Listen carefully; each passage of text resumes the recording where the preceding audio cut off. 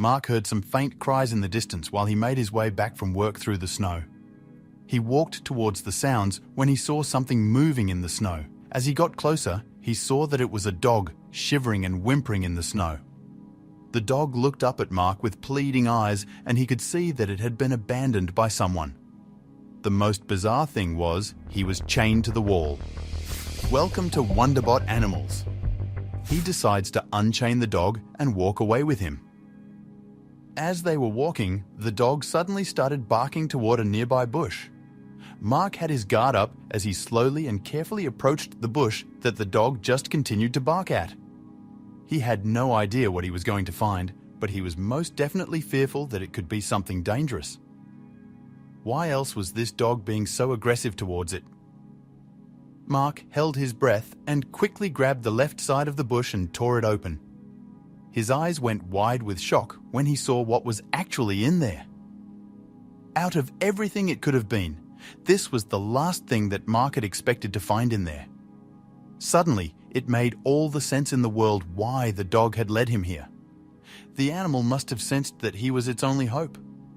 But why did the dog lead Mark to this bush? What was inside of it, and why was the dog barking at it so aggressively? The city had been completely caught off guard by the very heavy snowfall of the past couple of days. Not a soul should really be out in this cold, but Mark would soon encounter one unlucky creature that was actually out and about. Because of this animal, he'll never forget this snowy day. He was walking home late in the afternoon and started to consider taking a small break to rest up. The cold wind felt like it was cutting into his face, and he was suffering like there was no tomorrow. He had not seen anybody else outside for a while now and wondered if he should not just call in sick for the rest of the week. But just as Mark went to sit down and take some cover behind a big tree, he spotted something moving in the snow. It was still quite a distance, so Mark could not accurately determine what he was dealing with, but it was definitely not big enough to be a human. He knew there were animals around these parts of the forest that could probably deal relatively well in these cold conditions. Still, the animal that he was about to encounter should most definitely not be among those. But only when the creature came closer did Mark manage to determine that. The infrequent barking started to give away early that it was actually a medium-sized dog coming in Mark's direction, and that realization made his heart sink for a minute. There had been no houses around here for a while, so where did this dog come from? And what was it doing out all alone in this snow? Mark was afraid that if this dog had been out here long, it might have already been heavily affected by the weather. If animals did not have the proper warm coat of fur to protect them, they could get frostbite or have their body temperature drop dangerously low. But that did not seem to be the case here. From what Mark could determine, as the animal got closer, it was in good condition. The animal seemed to be full of energy, running around all over the place, and when it stood face to face with Mark, there seemed to be no obvious signs of frostbite or anything like that. He stayed at a safe distance from the dog, inspecting its behavior closely. He had to determine if the dog wouldn't charge at him if he were to get any closer. He slowly took a few steps toward the dog, and the dog didn't seem to notice it at first. Mark even tried to pet the dog, and though the animal seemed to be a bit hesitant at first, when Mark was finally able to put his hand on the cute dog, it still felt slightly warm to the touch. This animal was doing fine for now, but the question still remained, what the hell was it doing out here? When Mark was petting the animal, he noticed that it actually had a small collar around its neck, which led him to believe that the animal actually had an owner. But when he tried to grab it, the dog suddenly jumped backward and did not want to approach Mark anymore. He let out a couple of quick barks and then started to slowly walk away from Mark, but the dog kept stopping and looking back to see if Mark was coming after him. Did this animal want Mark to follow him? This was not how he had seen his walk home going. Mark looked around him. Was there really no owner near? He shouted, "Hello, and I have your dog," but no one answered. He doubted if he should follow the dog or not. What if it led him even further from home? He really didn't want to get himself in trouble, but he seemed to have no other choice. Mark hesitated a bit. It would start to get dark soon, and he was still a bit away from home, and the darkness would also mean it would get even colder. He knew he did not want to be out and about in that cold, but he also did not want that poor dog to be. Because the storm and strong winds actually had passed in the time he was taking cover, Mark decided to risk it and follow the animal. He hoped that he would eventually be able to grab it and bring it either home or to its owner, anywhere, if it was at least out of this cold. So he took a few steps forward to see the dog's reaction. He could have interpreted it all wrong, and the dog could just be in a playful mood, but that was not the case. The dog immediately noticed Mark's choice to follow it and proceeded to walk away from him. When Mark started to slowly follow the animal, the dog seemed to be very happy. He was almost jumping for joy and was wagging his tail as he kept looking back at Mark. The animal was so cute that Mark could not help but smile, but that smile would soon fade when he found out where the dog was leading him to. Mark noticed that they were going deeper and deeper into the woods for the first couple of minutes that they were walking. He started having second thoughts about following the dog fairly quickly, as he was only getting further away from home. Was this a bad idea? But the dog started barking at him again every time he tried to slow down or turn around, almost begging him not to leave, not to give up. Mark felt like he had simply no other choice than to follow the animal and just hope that they were close to the dog's destination. Mark had no idea where they were going, as he had never been to this part of the forest before. He actually only knew the path from work to his home, but they were far away from that. Everything looked the same, and Mark started to worry about finding his way back home.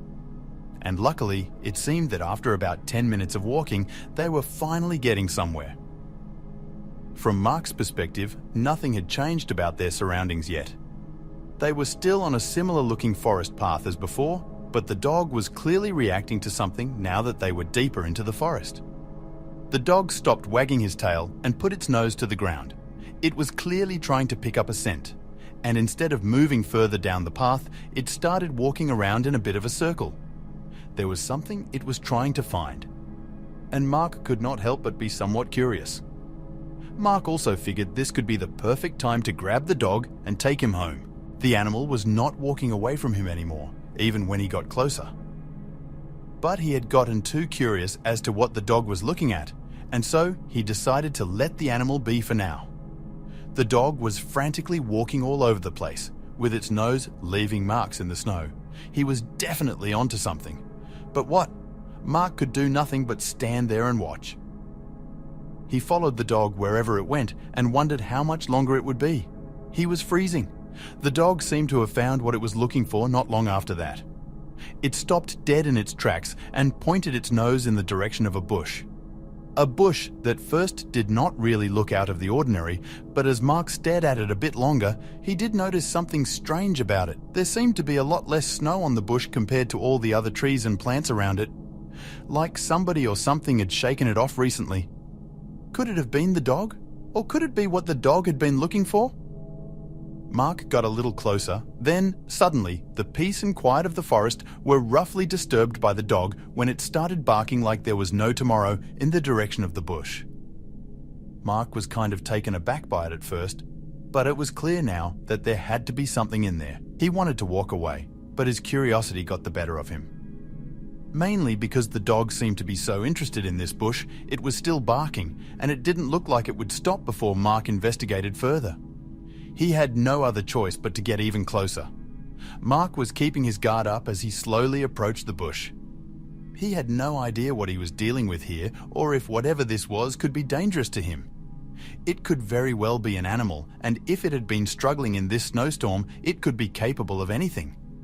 His hands were shaking as he carefully tried to pull the bushes apart. There was an eerie silence in the air, and Mark could feel like something was about to happen. Then suddenly, something fastly moved and shot out of the bushes deeper into the forest and off the trail. Mark did not have enough time to process what had just happened. It all went so quickly, but before he could really take a moment to think, the dog he had been following had started barking and shot through his legs. Whatever had just come out of the bushes, the dog was going after it. Mark now had a decision to make. Would he just leave the situation and go home where it was warm and safe? Or would he take even more risk and follow the chase? The logical decision was obvious, but as you might have guessed, Mark did not make that logical decision. Against his better judgment, Mark started to run after the dog he had already been following for 20 minutes. He had come this far and needed to know what was going on. Luckily, the animal was still barking at the top of its lungs, so choosing a direction was as easy as could be. Mark wasn't nearly as fast as the dog and mystery animal, but he tried his best to keep up with them. He listened carefully and followed their tracks in the snow. He was lucky that it was a deserted part of the forest, so their tracks really stood out against the flat snow. But it was not in vain, as it did not take him long to realize that he was quickly getting closer to the source of the barking. It was obvious that the dog had stopped running, and Mark would soon have the animal back in his sight. Mark turned around a big bush and saw the dog lying on the ground. It was still barking, but not at the animal anymore. The mystery animal was nowhere to be seen, but Mark did notice its tracks, and there was something strange about them that Mark couldn't quite place. But the animal's attention was firmly placed on something else. He did not even seem to notice Mark getting closer to him. And when Mark finally saw what the dog was barking toward, he felt his heart skip a beat. This was way more than he had signed up for. The dog was barking in the direction of a small cave. The animal the dog had been following had most likely gone in here. Mark felt like he was willing to go to the end of the world to figure out what exactly was going on, but this was a bridge too far. Looking inside, Mark carefully walked over to the cave and looked inside. It seemed to go on forever, and when he yelled into it, he could even hear his own echo. Mark looked at the dog, who had stopped barking and now looked hopefully back at Mark. Then he suddenly thought of something. There were not many, but he knew there were occasional bear sightings in the area, and this was looking like a textbook place for them to hibernate. Mark was ready to give up the chase and head home defeated, hopefully taking the dog with him. But faith got in the way of this. The snowstorm that had been lying down for a couple of hours started to kick up again, and it was back with a vengeance. Mark knew he couldn't make it home in this weather, but waiting in the snow would leave him frozen to death. There was only one chance of survival here. He needed to get his ass in the hove and take cover from the snowstorm, and so, with a lot of hesitation, he made his way through the entrance. It was a great relief to be out of the storm, but had he just traded in one danger for another? The dog followed close behind him, but something had changed. He looked around the cave and ran his hands over the wall. It was icy, cold, and dark. Not really a place either of them wanted to be in, but there was no going back now. Mark could see that the dog was just as uneasy here as he was.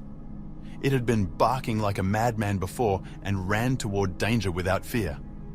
But now it was quiet with his tail between his legs. Mark was caught between two minds. Did he want to wait near the entrance, unsure of what could potentially attack him, or did he want to carefully explore the cave and at least know what he was dealing with? Then he could decide if this was a worse fate than the snowstorm. And so he took the flashlight on his phone and started slowly making his way deeper into the cave. The scared dog was following him, but seemingly did not dare to let out a peep. There was melted snow dripping down the cave walls, and some even formed into ice picks. Mark had to watch his head with every step to ensure his own safety.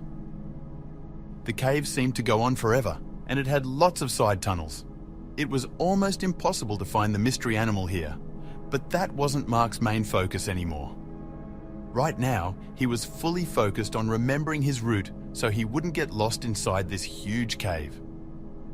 The further in the cave Mark got, the calmer he seemed to feel. He had not seen anything yet that could indicate that there were bears here, nor that they had ever been there. Maybe he had just been overreacting a bit. Overreacting like this dog and all his barking. As Mark calmed down, he began to see the beauty in the cave. He listened to the dripping of the water, and there was something peaceful about it.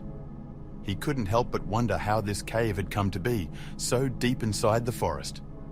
Could it be man-made? And if so, who made it? But this moment of peace was quickly disturbed by a sudden sound coming from deeper in the cave. Something was around, and Mark was frozen to the ground.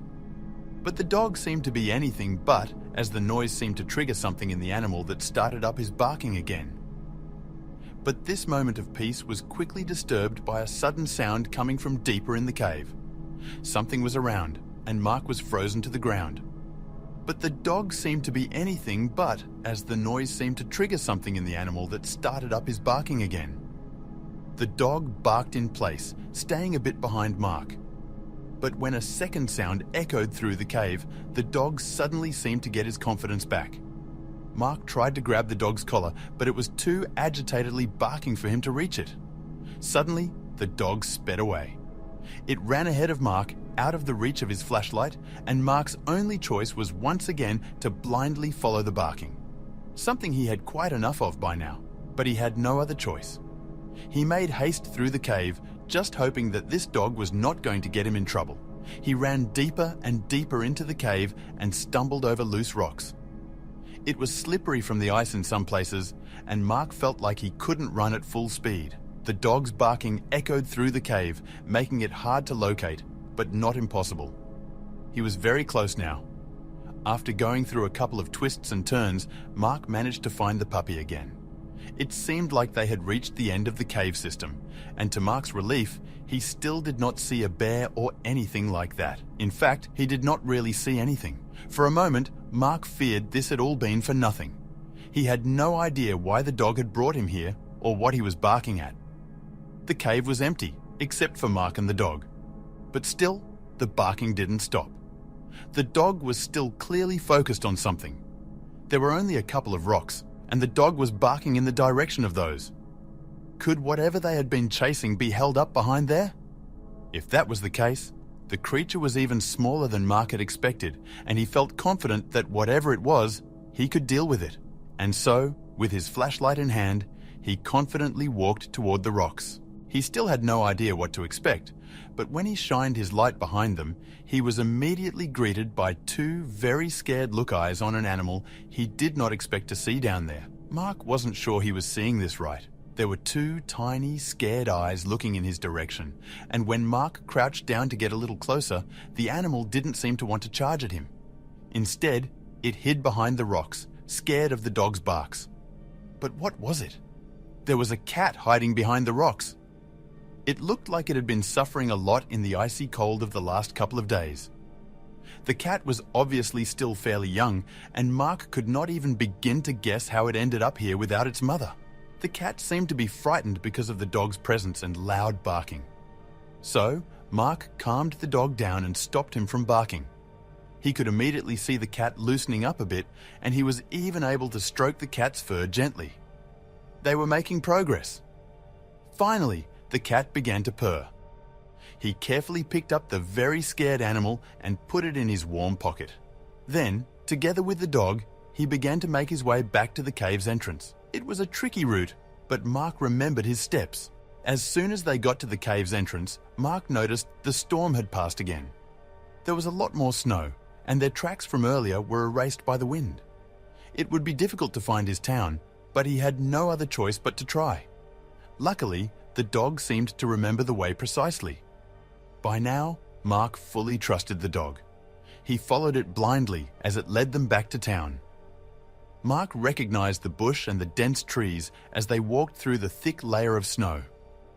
It was difficult not to get his clothes wet, and it was seemingly colder than before, but they were almost home. But Mark knew he couldn't go home just yet. He wanted to help the animals he had found, and he couldn't just leave them in the cold for the night. So, instead of going home, he went to the one place he knew would take good care of the animals. Mark's first stop was at the vet, where he paid for the cat and dog to have a complete checkup to make sure they were all right. And luckily, the vet did not find anything particularly wrong with them. They just needed to rest for a couple of days, and then they were good to go. But what was the next step? He told the vet about the adventure he had just been on and how he came to find these two creatures. The vet had never heard such a great story before and offered to take the animals to the shelter. But that didn't feel right to Mark. There had to be something else for him to do. Luckily, Mark did not have to think about it for long. Faith had brought these animals on his path, and he was not about to kick them off it. The animals weren't chipped, and when no one had claimed them after a while, he adopted them. They are currently happily living with him, making his life a whole lot better. If you liked the video, please give it a thumbs up and consider sharing it with someone who may find it interesting. Thanks for watching, and see you in the next one.